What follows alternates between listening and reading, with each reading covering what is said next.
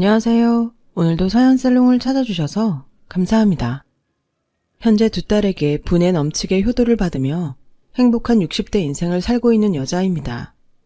요즘처럼 남녀가 평등한 시대에 살고 있으니 문득 언제 세상이 이렇게 좋아졌을까라는 생각을 하게 됩니다.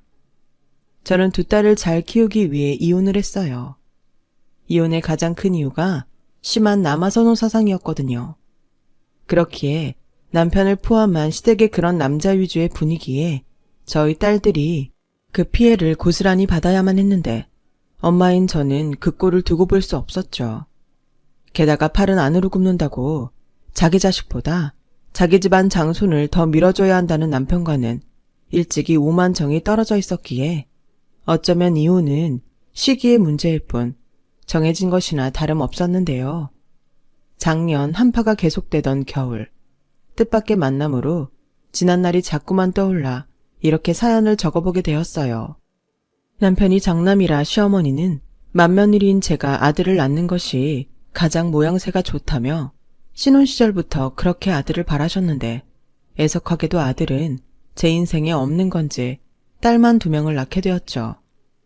당연히 시어머니는 제가 딸을 낳을 때마다 실망했고 저희 딸들에게는 그렇게도 정을 주지 않으셨는데요.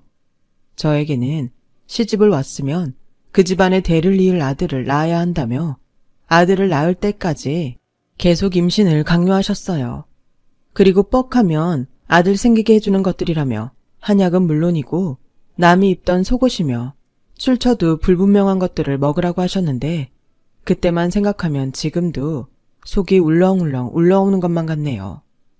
그리고 시어머니도 시어머니지만 그 즈음부터 남편도 변했는데 중매도 아니고 남들 다 하는 연애 후 결혼한 남편은 마치 장남이 무슨 큰 벼슬이라도 되는지 저에게 아들을 낳기 전까지는 잠자리도 거부하지 말라는 말도 안 되는 소리까지 하더군요. 그렇게 계속 압박을 받다 보니 오히려 거부감만 들어 저는 더 이상 아이를 갖고 싶지 않았죠. 그래서 남편 몰래 일부러 먼 곳까지 찾아가 피임 시술을 받았어요. 굳이 먼 동네까지 갔던 이유는 동네가 좁아 혹여 소문이라도 날까 두려웠기 때문인데요. 어떤 분들은 그냥 이혼해버리지 뭐하러 그런 취급을 받고 사냐고 생각하실 수도 있을 것 같네요. 하지만 그때 저는 한심하게도 이혼할 용기가 없었어요. 어린 2딸도 있고 그때는 시대가 지금 같지는 않아서 이혼했다고 하면 색안경을 끼고 받기에 선뜻 그럴 용기가 나지 않더라고요. 제가 능력이 없던 탓이었죠. 당장 돈 없이 딸들을 혼자 키울 수는 없다고 생각했어요. 그래서 저는 적어도 딸들이 남편의 도움으로 편히 공부할 수 있을 때까지는 참겠다고 결심했는데 그 역시도 마음처럼은 되지 않았어요. 그러다 저희 둘째 딸이 3살이 되어갈 즈음 남편의 동생인 도련님이 결혼을 했고 동서가 아이를 가지면서 뭔가 분위기가 달라졌는데 동서가 그렇게 남편과 시어머니가 바라던 아들을 출산했어요. 그러자 시어머니는 이제야 당신 한을 풀었다며 눈물까지 흘리셨고 본격적으로 저와 동서를 차별하기 시작하셨는데요. 그네 너 지금 당장 시장 가서 둘째 좋아하는 닭발 좀 사와서 삶아라. 닭발을 집에서 삶아요? 저는 그거 징그러워서 못 만지는데요. 그냥 시장에서 다 된 거 사오면 안 될까요? 뭐가 어쩌고 어째? 징그러워? 네가 그래서 아들을 못 낳는 거야. 닭발이 몸에 얼마나 좋은데 이것저것 가려대니 네가 그 모양인 거야. 그리고 못 만지는 게 어딨어? 오늘부터는 그런 거 없다. 내가 양념하는 건 알려줄 테니 냉큼 사와서 손질해서 삶아라. 어머니, 형님 싫다고 하는데 그러실 필요 없으세요. 제가 참으면 되죠. 참기 네가 왜 참니? 이렇게 떡두꺼비 같은 우리 집 장손을 낳았는데 넌 그냥 여기 오면 편하게 쉬기만 해라. 맏며느리도 못한 우리 집 대를 누가 이었니? 넌 앞으로 제사나 명절 음식도 내가 안 시킬 참이야. 어머니, 그러시면 저 형님한테 미움받아요. 지까지게 감히 누굴 미워해? 그네 너, 내 말 명심해라. 네가 아들을 낳지 않는 한 넌 언제까지나 네 동서를 받들고 살아야 해. 알겠어? 옛날 같았으면 딱 소박감인데 세상 좋아져서 내치지 않은 걸 감사하게 생각해라. 그날 어찌나 어이가 없고 황당한지 저는 아무 말도 하지 못했어요. 물론 동서가 아들을 낳았을 때 분명 이런 일들이 생길 수도 있다고는 예상했는데 막상 현실로 닥치고 보니 화도 나고 자존심도 상해서 견딜 수가 없었죠. 아들 못 낳은 것이 결코 제가 될 수는 없는 거잖아요. 하지만 시어머니와 남편은 그런 법이 정말로 있기라도 한 것처럼 저를 아들도 못 낳는 죄인 취급을 했어요. 거기에 한술 더 떠서 아들 낳은 동서는 시댁만 오면 더울 땐 시원한 에어컨 밑에서 또 추울 땐 따뜻한 아랫목에서 편하게 쉬라며 대접을 받으니 참 더럽고 치사한데 서럽기까지 했어요. 그러니 당연히 저는 시댁에 가기 싫었고 남편은 그런 저에게 아들도 못 낳았으면서 맏며느리 노릇도 하지 않겠다는 거냐며 뭐라고 했는데요. 이미 그때부터 남편과 저는 심리적으로 이혼 상태나 다름없었던 것 같아요. 다른 이혼한 사람들도 마찬가지겠지만 한때는 사랑했고 그래서 평생 함께 하자고 결혼까지 한 사이인데 이렇게 제가 아들을 낳지 않았다는 이유로 남보다 못한 사이가 되다니 서운한 마음은 점점 억울한 마음으로 바뀌어 가더군요. 그리고 남들은 다 결혼해서 행복하게 잘 사는 것 같은데 저만 불행한 것 같아서 꽤 오랜 시간 우울증을 앓기도 했고 그런 위태위태한 제 모습을 보며 컸던 딸들 역시 아빠를 그다지 좋아하지 않게 되었는데 남편은 그 또한 제 탓이라고 했고 급기야 셋째를 갖지 않겠다는 저에게 자기는 그럼 밖에서 아들을 낳을 수밖에 없다는 망언까지 했으니 더 이상의 결혼 생활은 사실상 의미가 없었어요. 그렇기에 저는 언젠가는 홀로서기를 해야 한다고 생각했고 당장은 딸들에게만 온 신경을 집중했는데 제가 그러면 그럴수록 그 모습에 꼴 보기 싫었는지 시어머니는 저와 저희 딸들에게 종종 상처되는 말들을 하곤 했어요.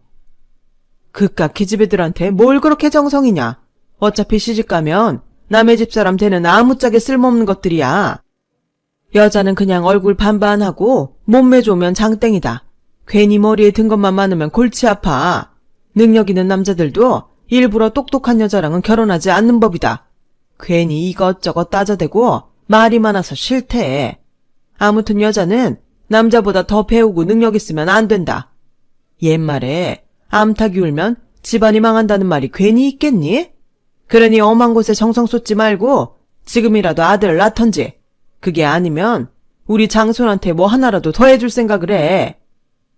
뭐? 네가 정교회장이 됐다고? 세상에나. 네가 그렇게 나대고 다니니까 우리 귀한 장손이 네 기에 눌려서 공부를 제대로 못하는 거다. 아휴, 삼신할미도 심보가 고약하지. 이왕 좋은 머리로 주실 거면 거시기도 같이 점지해줬으면 좀 좋아. 이렇듯 시어머니는 자기도 여자이면서 여자는 쓸모없다는 소리를 입에 달고 사셨는데 제가 전생에 무슨 죄를 지었는지 동서가 둘째까지 아들을 낳으면서 저와 저희 딸들은 찬밥도 아닌 쉰밥 신세가 돼버렸어요. 그리고 더 화가 났던 일은 저희 남편이 동서가 아들을 줄줄이 낳자 마치 자기 부인이 동서인 듯 그렇게 동서가 하는 말이라면 끔뻑 죽는 사람이 되었다는 건데 동서는 얄밉게도 그걸 즐기더군요. 재수씨, 요즘 안색이 너무 안 좋은 것 같은데 제가 보약이라도 한 제 지어줄까요? 아니에요, 아주버님. 요즘 살림하랴 남자애 둘보랴 너무 힘들어서 그래요. 아, 역시 사내 아이들이라 힘들죠? 당신 내일부터 재수씨네 가서 집안일이랑 애들 보는 것 좀 도와. 내가 왜? 못 들었어? 재수씨가 힘들다고 하잖아. 저러다 쓰러지기라도 하면 어떡해? 가만 보니까 준이 낳고 재수씨 잘 먹지도 못하는 것 같은데 당신이 가서 미역국도 새로 끓여주고 애도 좀 봐줘. 그리고 간 김에 청소도 좀 해주고 와. 그러면 재수씨가 좀 편하지 않겠어? 그러니까 당신은 지금 나보고 내일부터 동서 수발 들고 오라는 거야? 동서 힘들어서? 그럼 안 돼. 한 가족이잖아. 게다가 우리 집 대를 이을 아들을 둘이나 낳았고 당신이 못하는 걸 대신해준 사람인데 그 정도도 못해? 난 못해. 아니, 안 해. 정 그렇게 동서가 안쓰러우면 당신이 가서 해. 누가 보면 동서가 당신 아들 낳은 줄 알겠다. 형님, 무슨 말씀을 그렇게 하세요. 아주버님, 저 괜찮아요. 남자애들이라 좀 힘들긴 하지만 나중엔 크면 대도 있고 효도도 하겠죠. 질투였을까요? 아니면 좋아하지도 않는 동서 수발을 들라고 했던 말에 화가 났을까요? 아무튼 그 일로 저와 남편은 크게 싸웠고 그날부터 각방을 쓰게 되었는데 남편은 적반하장으로 그때부터 대놓고 외도를 하기 시작했어요. 자기가 바람을 피는 건 전부 제 탓이고 그게 싫으면 아들을 낳으라는 억지를 쓰면서요. 그래서 그 후부터는 저는 남편을 남편으로 보지 않았어요. 저와 아이들의 생활에 지장을 주지 않으면 밖에서 무슨 짓을 하고 다녀도 그대로 내버려 뒀죠. 그리고 그때부터는 시어머니와 남편이 뭐라고 하던 시댁에는 거의 가지 않았어요. 어차피 동서와 차별받으며 하고 싶지 않은 일들을 시킬 것이 뻔했고 아들 둘을 등에 업고 여우짓을 하는 동서도 싫었으니까요. 그러자 시어머니는 그런 저의 행동을 못마땅하게 생각하셨고 그러다 당신 성질에 한 번씩 저희 집에 쳐들어와 역정을 내시곤 했는데 그것도 그냥 한쪽 귀로 듣고 흘려버렸죠. 물론 처음부터 그게 가능하진 않았어요. 저도 억울한 마음에 시어머니가 역정을 내시면 같이 큰 소리를 내기도 했었으니까요. 하지만 지나고 보니 그게 다 아무짝에 쓸모없는 짓이더군요. 그 후로는 그마저도 하고 싶지 않아지더니 이윽고 시어머니가 악을 쓰고 소리를 질러도 아무렇지 않은 사람이 되어 있었어요. 결국 시어머니는 저에게 두 손 두 발을 모두 들었다는 듯 계속 그렇게 살 거면 저에게 남편과 이혼하라고 하셨고 남편 역시 자기는 이혼하면 처녀장가를 가서 그제야 못한 장남 노릇을 할 거라며 이혼 서류를 제 앞에 내밀었는데 그동안 마음고생하며 산 세월이 있으니 위자료와 아이들 양육비를 주면 기꺼이 이혼을 해주겠다고 하니 그 돈은 또 아까운지 그럼 계속 그렇게 살라고 하더군요. 그렇게 시간이 제법 흘렀어요. 남편은 치사하게 생활비도 주지 않으려 했고 저는 그때부턴 제 손으로 돈을 벌기 시작했는데 막상 제 손으로 돈을 버니 사실상 정말 남편이 필요 없다는 생각이 들었죠. 그래서 한때는 이혼 소송을 하려고도 했어요. 하지만 상담을 해주던 변호사 사무실의 사무장은 남편이 외도건 시어머니의 차별이나 구박을 받았다는 건 확실한 증거가 있어야 한다고 했고 그때까지도 그런 증거들을 모으지 못한 저는 이혼 소송을 포기할 수밖에 없었는데요. 그렇게 시간을 보내면서 남편과 저는 누가 먼저 이혼을 해줄지를 놓고 줄다리기를 하는 듯 팽팽한 기싸움을 이어갔어요. 그리고 그때라도 증거를 모으려고 했는데 무슨 눈치를 챈 건지 평소 무방비했던 남편은 흔적을 남기지 않았고 시어머니도 그때쯤은 지쳤는지 아니면 포기했는지 더 이상 저를 괴롭히지 않더라고요. 아이러니하게도 저를 괴롭혔던 것들이 사라지니 그런 생활도 썩 나쁘지 않다는 생각을 했어요. 그리고 당장 뾰족한 수가 없다면 아이들이 성인이 될 때까지 이혼을 보류할까? 라고 생각하게 됐는데 뜻밖의 일이 일어나고 말았죠. 저희 친정아버지가 갑작스러운 시한부 선고를 받은 거였어요. 그때가 저희 딸들이 모두 고등학교에 다니고 있던 때였는데 그때는 처음으로 제가 남편과 이혼하지 않은 것을 후회하게 됐네요. 저희 아버지는 젊어서부터 건강이라면 늘 자신 있어 하시던 분이셨어요. 직업군인 출신에 체격도 건장해 늘 다부져 보이셨거든요. 그리고 어지간해서는 병원에 가는 법이 없고 참기도 또 얼마나 잘 참으시는지 위암 사기가 되어서야 당신의 병을 처음 알게 되었고 진단을 내린 병원에서는 그동안 어떻게 참았냐고 놀라기도 했는데 저는 그게 전부 친정 아버지를 챙기지 못한 제 잘못처럼 느껴졌어요. 사실 아버지의 소식을 듣고 병원에 갔을 때 몰라보게 야위고 노쇠해진 아버지의 모습에 꽤 많이 놀랐거든요. 그리고 저만큼이나 놀란 친정 오빠는 눈물까지 보였는데 친정 아빠는 오히려 덤덤하고 처연한 모습으로 가족들에게 할 이야기가 있다며 모두 한자리에 모이길 바라셨어요. 사실 그때까지도 저는 아버지나 오빠가 걱정할까봐 남편과 사이가 나쁘다는 말을 하지 않고 있었는데 난감해하는 저를 보며 친정오빠는 제가 충격에 넋이 나갔다고 생각했는지 제가 말릴 겨를도 없이 남편에게 연락을 했고 남편은 그럴 땐 눈치가 참 빠른 사람이라 냉큼 달려오겠다고 했다더군요. 그렇게 반갑지도 않은 남편까지 한자리에 모였고 친정 아버지는 저희 식구 누구도 예상하지 못한 이야기를 하시기 시작했는데 순간 남편의 눈빛이 달라졌어요. 내가 머리가 나빠서 다른 건 못하고 나중에 니들 물려줄 생각으로 땅을 사둔 게 있다. 근데 거기 일대가 얼마 전부터 재개발이 된다고 보상금을 받고 넘기라고 하더구나. 금액을 들으니 꽤 괜찮은 것 같은데 아무래도 나는 시간이 없으니 니들이 그걸 맡아서 내 대신 처리해다오. 그리고 남매간에 사이 좋게 잘 나눠 가졌으면 좋겠다. 내가 배운 게 없고 기술이 없어서 네 엄마 보내고 니들을 잘 키우지 못했어. 게다가 니들 사는데 큰 보탬도 되지 못했지. 그 점이 아비로서 가장 미안하다. 이렇게 병에 걸린 것도 미안하다. 아버지는 참 끝까지 뭐가 그렇게 계속 미안하기만 해요. 저는 아버지 원망한 적 단 한 번도 없었어요. 오빠도 저도 아버지가 있어서 이만큼이라도 사는 건데 그런 소리 하지 마세요. 요즘은 아무리 말기라도 완치되는 사람도 많대요. 현숙이 말이 맞아요. 저 지금이라도 할 수 있는 거 뭐든 다 할 거예요. 그러니까 아버지도 포기하지 마세요. 친정오빠는 끝내 목이 메서 더는 말을 잇지 못했어요. 그런 가운데 남편이라는 놈은 무슨 계산이라도 해보는 건지 눈동자가 바빠 보였고 불안했던 저의 예감은 꼬박 하루가 지나 현실이 되고 말았어요. 한동안 연락도 없던 시어머니가 느닷없이 집에 찾아와 설마 했는데 그새 남편이란 놈이 시어머니에게 모두 이야기를 했는지 시어머니는 동서와 도련님을 모두 데리고 와서는 전에 없던 눈치를 보기 시작하더군요. 그리고 이윽고 어이없는 말을 꺼내기 시작했어요. 사돈 일은 내 들어 알고 있는데 네가 마음고생이 많겠다. 그래도 어쩌겠냐?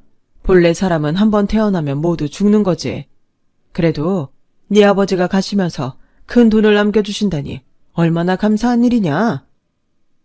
그건 또 어떻게 하셨어요? 어머님 아들이 그새 쪼로로 불던가요? 아니, 너는 언제까지 내 아들이랑 그렇게 살 거야? 이혼하라고 했더니 못한다며. 그럼 지금이라도 잘 살 생각을 해야 하는 거 아니냐? 그러지 말고 친정아버지도 오늘 내일 하시는데 니들이라도 잘 사는 모습을 보여야지. 그래서 하시고 싶으신 말씀이 뭔데요? 도대체 무슨 말씀을 하시려고 동서랑 도련님까지 데리고 오신 건데요? 형님, 그게요. 제가 언뜻 시아버님에게 들었는데 보상금 액수가 제법 크더라고요. 사실 저희 명훈이랑 지훈이를 전부터 미국에 유학을 보내고 싶었는데 아시잖아요. 저희 형편이 그렇지 못하다는 거. 그 돈 저희 애들 유학 보내는데 좀 쓰면 안 될까요? 뭐? 동서는 지금 그게 말이 된다고 생각해? 형수, 제가 능력 되는 대로 조금씩 갚아드릴게요. 저희 애들이 형수 딸들처럼 공부를 잘하는 것도 아니고 국내에선 경쟁이 너무 치열하니까 뾰족한 수가 없어서 그래요. 저희 애들이 보통 애들이에요. 저희 집안 기둥이잖아요. 형수도 저희 집안 사람인데 투자한다고 생각하심 안 될까요? 저희 아들이 성공하면 형수님 딸들 모두 내놓으라는 집에 시집갈 수 있을 거예요. 도련님, 동서, 잘 들어. 막말로 그 돈이면 공부 잘하는 내 딸들을 가르쳐야지. 내가 왜? 공부도 못하는 남의 아들 유학비를 대? 동선에는 돈 없어? 아니, 집에 돈도 없고 자식들이 능력도 없는데 이게 지금 무슨 억지지?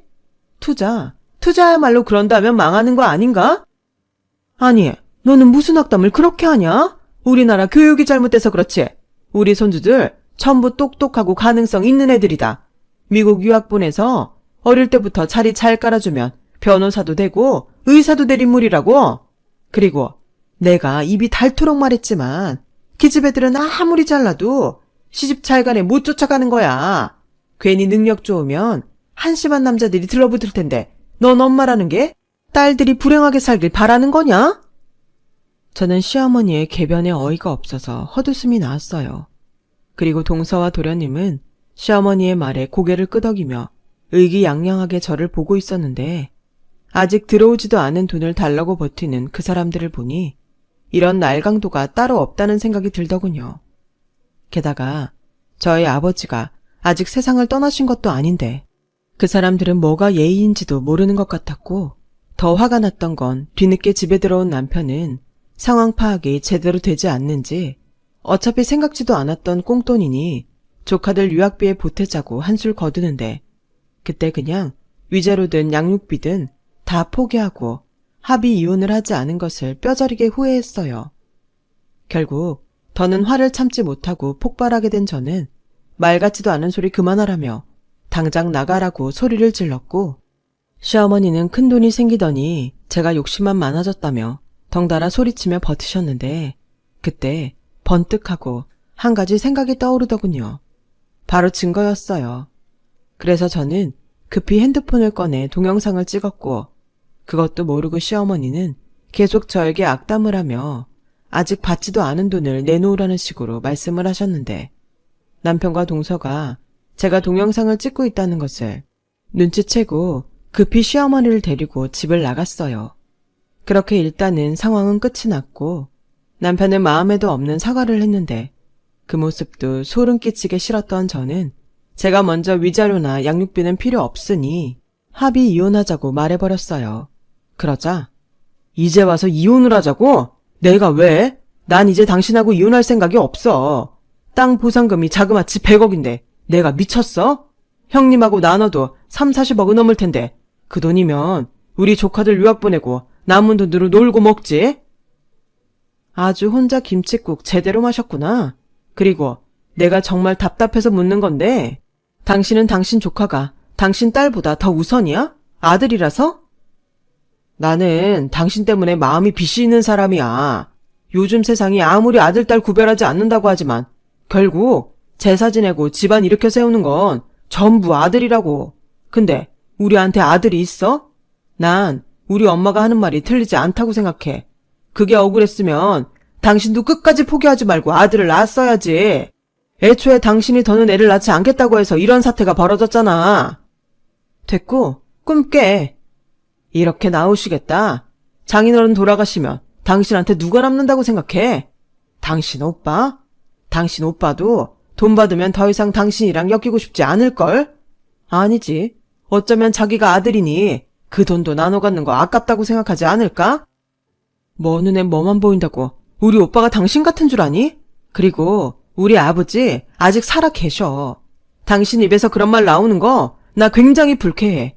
눈치챘겠지만 나 아까 동영상 찍었고 계속 이렇게 자극하면 이번엔 정말 이혼 소송할 거니까 어디 계속 해봐. 남편은 그제야 나불거리던 입을 꾹 다물었어요.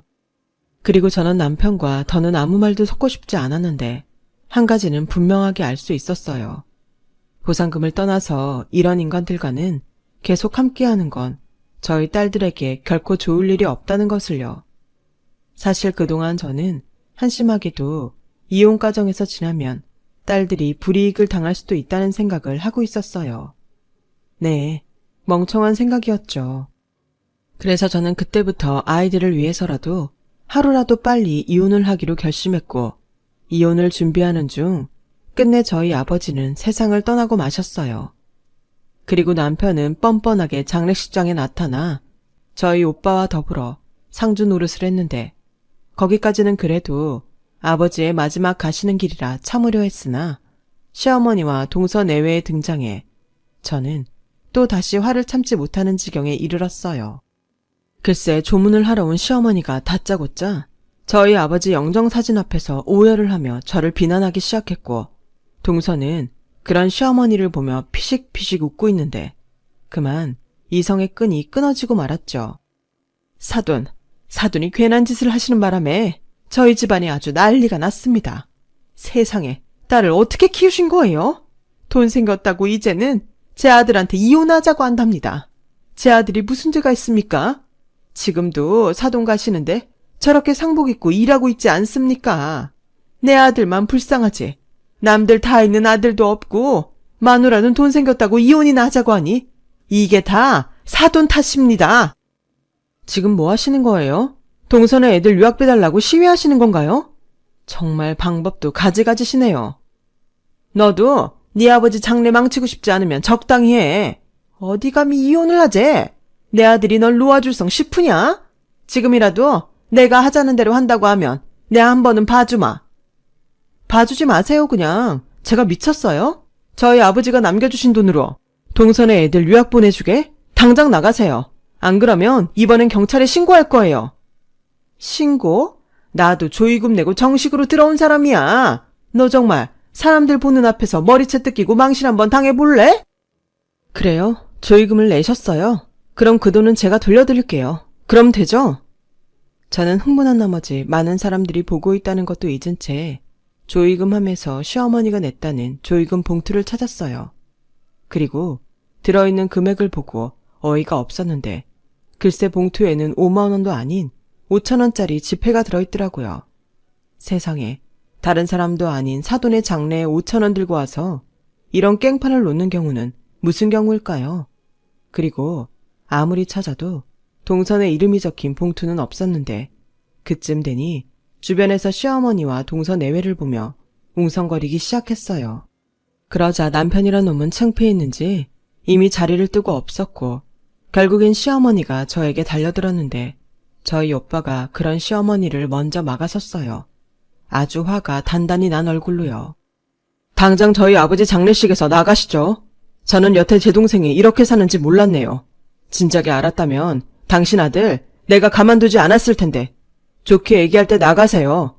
당신 아들은 벌써 주랭랑을 치고 없네요. 창피한 줄 아세요?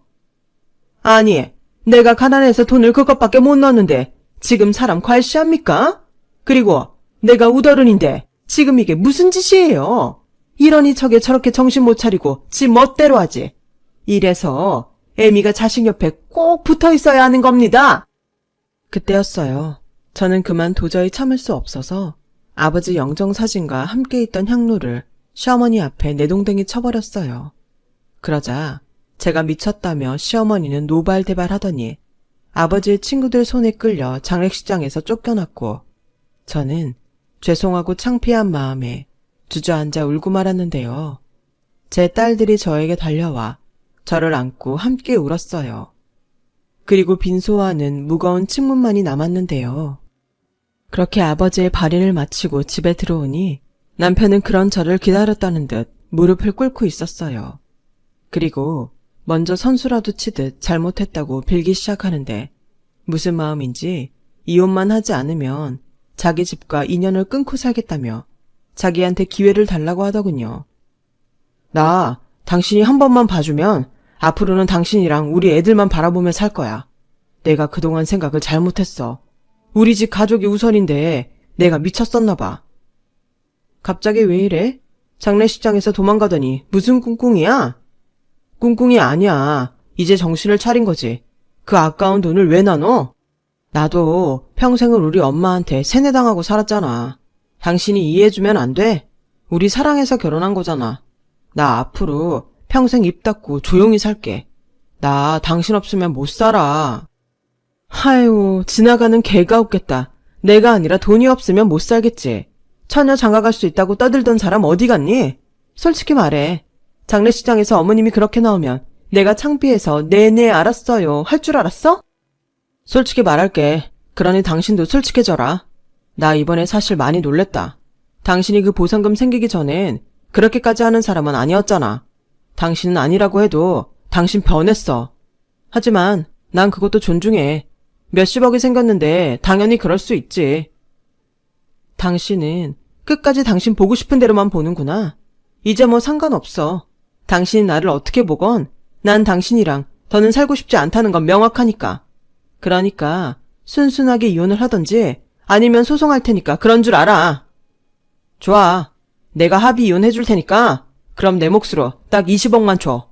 나도 뭐 남는 게 있어야지. 저는 장사하듯 자기 이익을 따지는 남편을 보고 더는 아무 말도 하지 않았어요. 다 부질없다는 걸 알았으니까요. 그리고 그 순간 제가 집에 왔다는 걸 알았는지 시어머니가 잔뜩 화가 나서는 집 안에 들이닥쳤고 곧장 제 머리채를 휘어잡았는데 그때였죠. 사실 이런 일이 있을 것 같아서 딸들을 집에 데려오지 않았거든요.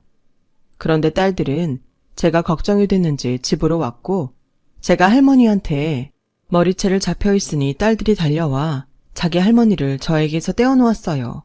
그러자 이 쓸모없는 기집년들, 니들 성이 누구 성이야?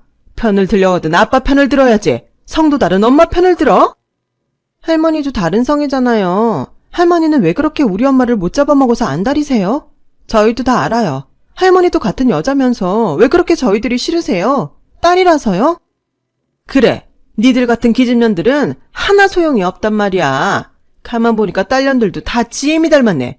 이러니 우리 귀한 장손이 길을 못 폈던 거라고. 제발 그만하세요. 그렇게 귀하고 소중한 장손 끼고 사시라고요. 저한테 돈 달라고 하지 마시고 집을 팔던 밭을 팔던 어머님이 뒷바라지 하세요. 저는 이 사람이랑 더는 못 사니까. 뭐야? 그래. 오늘 아주 너 죽고 나 죽자. 참 창피한 말이지만 그날 저희 집은 난리가 나도 아주 큰 난리가 났어요. 시어머니가 주방으로 가더니 그릇이며 접시들을 모조리 깨버리며 공포 분위기를 한껏 조성하기까지 했으니까요. 그러자 첫째 아이가 경찰에 신고를 했고 신고를 받고 출동한 경찰들에 의해서 상황은 종료가 됐는데 이 모든 것이 저에게 명백한 증거가 되었으니 이혼 소송은 아주 순조롭게 진행이 되었어요. 결국 남편은 저에게 돈을 뜯어내고 싶었지만 거꾸로 저에게 위자료와 아이들 양육비로 5천만 원을 줘야 하는 상황이 되었죠. 시어머니는 판결이 잘못됐다며 법정에서도 난리를 피우셨는데 평소 고혈압을 앓고 있던 터라 그날은 결국 쓰러지고 말더군요. 그 후 저는 2번 다시 그들을 보지 않았어요. 남편이 가끔 아이들이 보고 싶다며 찾아오긴 했지만 문을 열어주지 않았고 살던 집을 팔아 저는 판결대로 위자료를 챙겼는데 남편은 돈도 많으면서 어떻게 그럴 수 있냐며 방방 뛰었지만 제가 그럴 때마다 경찰에 신고하고 친정 오빠네 근처로 이사를 가면서 저와 아이들 핸드폰 번호를 모두 바꿔버리니 그제야 긴 전쟁이 끝나고 평화가 찾아왔어요. 참 오래 걸렸죠. 모든 것이 끝났을 땐 저는 너무 지쳐서 한동안은 아무것도 하지 못했는데 그런 저에게 2딸은 희망이자 버팀목이었어요.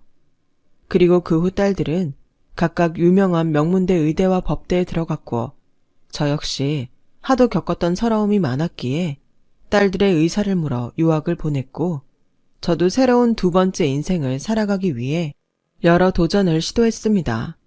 그렇게 5년이란 시간을 노력한 끝에 저는 화훼장식 기능사 자격증을 취득해 작지만 아기자기한 꽃집을 차리게 되었어요.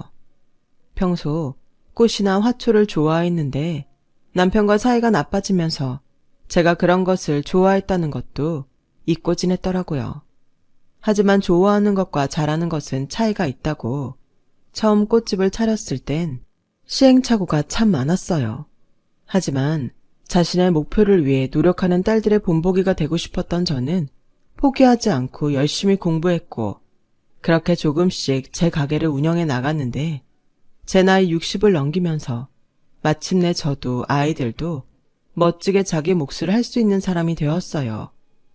큰애는 국제 변호사가 되어 미국에 남았고 둘째는 병원들끼리 서로 자기 병원으로 오라며 경쟁을 벌이는 의사가 되었으니 저는 더는 바랄 것이 없는 가장 행복한 사람이 될 수 있었죠.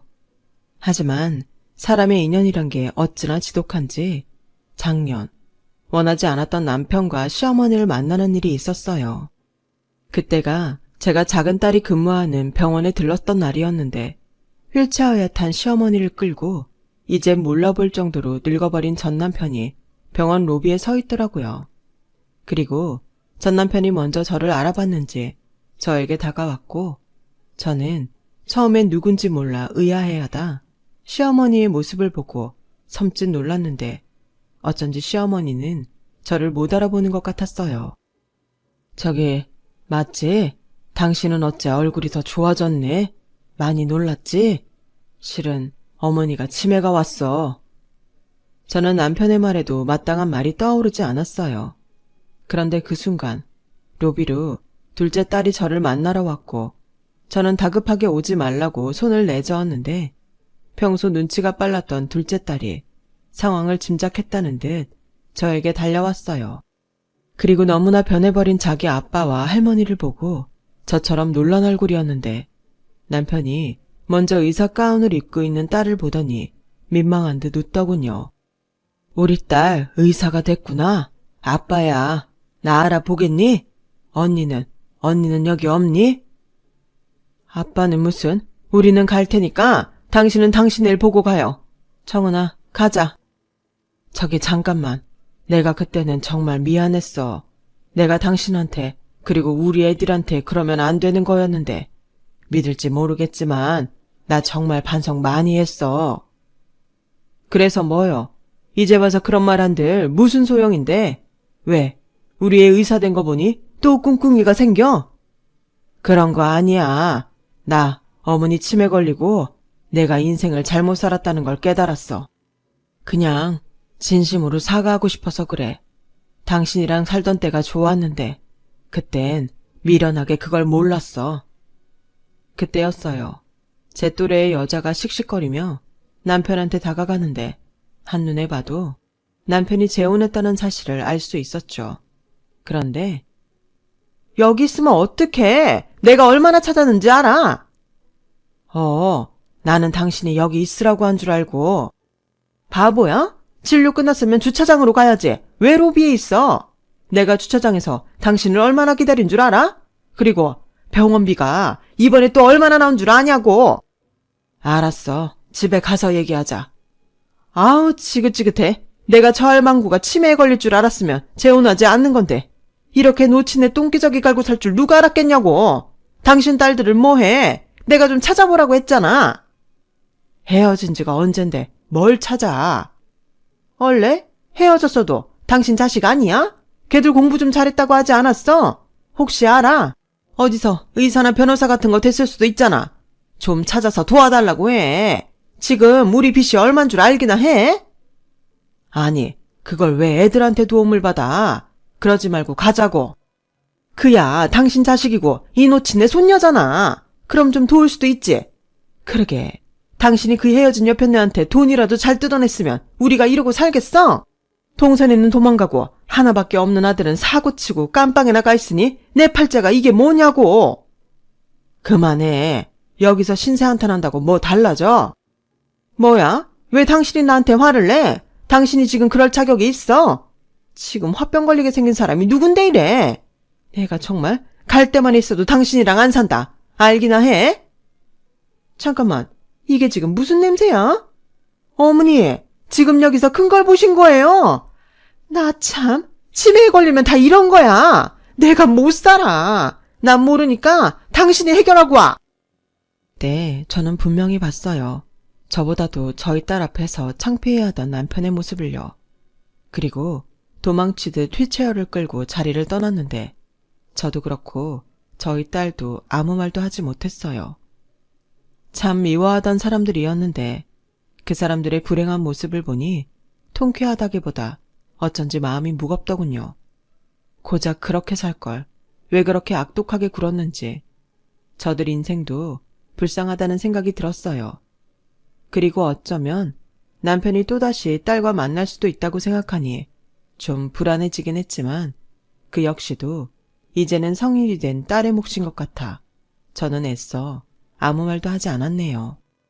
인생이란 게 60을 넘게 살다 보니 복잡해 보여도 참 단순한 것 같아요.